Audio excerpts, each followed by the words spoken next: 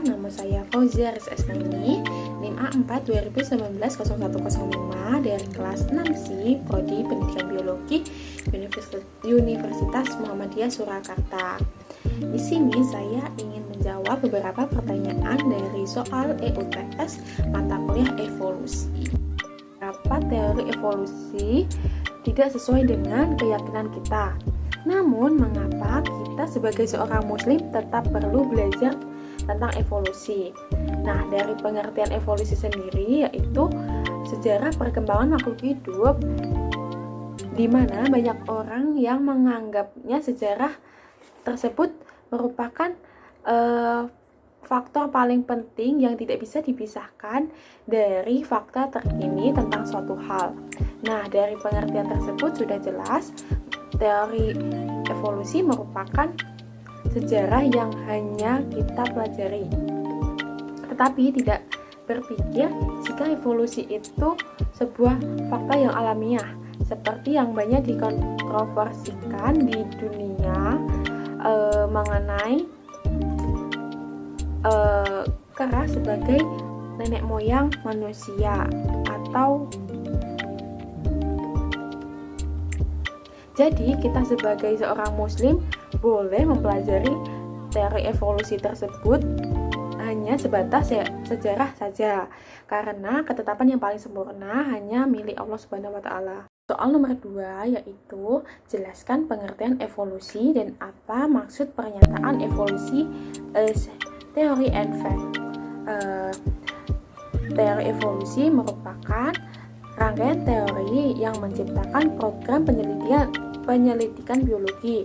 Misalnya, teori Darwin mengemukakan bahwa evolusi adalah perubahan pada sifat-sifat terwariskan suatu populasi organisme dan dari satu generasi ke generasi selanjutnya. Perubahan-perubahan ini disebabkan oleh kombinasi tiga proses utama, yaitu variasi, reproduksi, dan seleksi.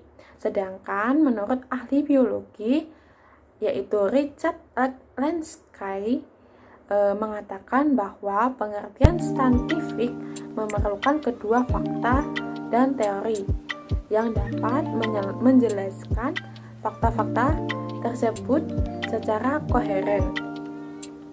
Evolusi dalam konteks ini adalah fakta dan teori yang tidak bisa disangkal karena organisme telah berubah dan berkembang sepanjang berjalannya bumi.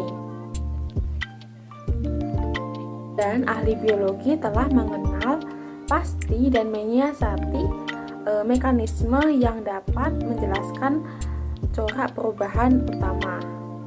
Nomor 3 yaitu proses evolusi makhluk hidup melibatkan 5 mekanisme utama, yaitu mutasi, rekombinasi gen flow, genetic drift, dan seleksi alam. Jelaskan bagaimana keterkaitan kelima mekanisme tersebut bekerja sehingga dapat menjadikan populasi makhluk hidup dapat mengalami perubahan seiring berjalannya waktu atau dengan kata lain berevolusi. Nah, menurut teorema Hardy-Weinberg menjelaskan bahwa suatu kumpulan gen yang berada dalam suatu keseimbangan yaitu suatu populasi yang tidak berevolusi. Kesetimbangan Hardy-Weinberg tersebut hanya dapat dipertahankan jika yang pertama, ukuran populasi sangat besar. Artinya, dalam populasi yang sangat besar, genetic drift yang merupakan fluktuasi acak dalam kumpulan gen tidak akan mengubah frekuensi alel. Contoh dari genetic drift ini yaitu semut merah yang selamat dari banjir. Yang kedua, terisolasi dari populasi lain. Artinya, pada populasi yang terisolasi tidak pada populasi yang terisolasi tidak akan ada aliran gen atau perpindahan alel antar populasi akibat perpindahan individu atau gamet yang dapat mengubah kumpulan gen. Contohnya dari aliran gen ini migrasi dan perkembangan atau perkembangbiakan organisme atau pertukaran serbuk sari. Yang ketiga, tidak ada mutasi, artinya pengubahan satu alel menjadi alel lain akibat mutasi akan mengubah frekuensi alel dan genotip suatu populasi. Contohnya, penyakit kanker yang terjadi karena kesalahan pembentukan asam amino. Yang keempat, ada perkawinan acak.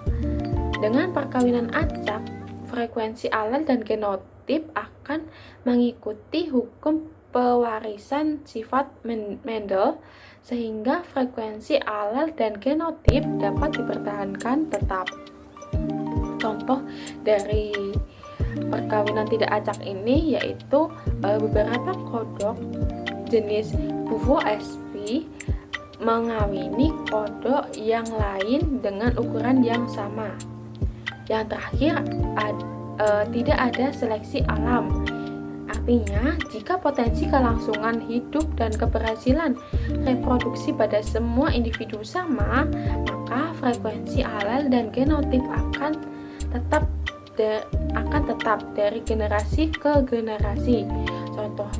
Contoh dari seleksi alam ini yaitu kepunahan dinosaurus. Nah, dari kelima syarat tersebut diperlukan untuk mempertahankan kesetimbangan teori Hardy-Weinberg untuk memberikan suatu framework untuk memahami mekanisme evolusi. Seperti yang telah dikemukakan di atas, evolusi akan terjadi jika salah satu syarat tidak terpenuhi. Dengan demikian, mekanisme dasar yang menyebabkan proses evolusi adalah seleksi alam, genetic drift, aliran gen atau gen flow, mutasi, dan perkawinan tidak acak.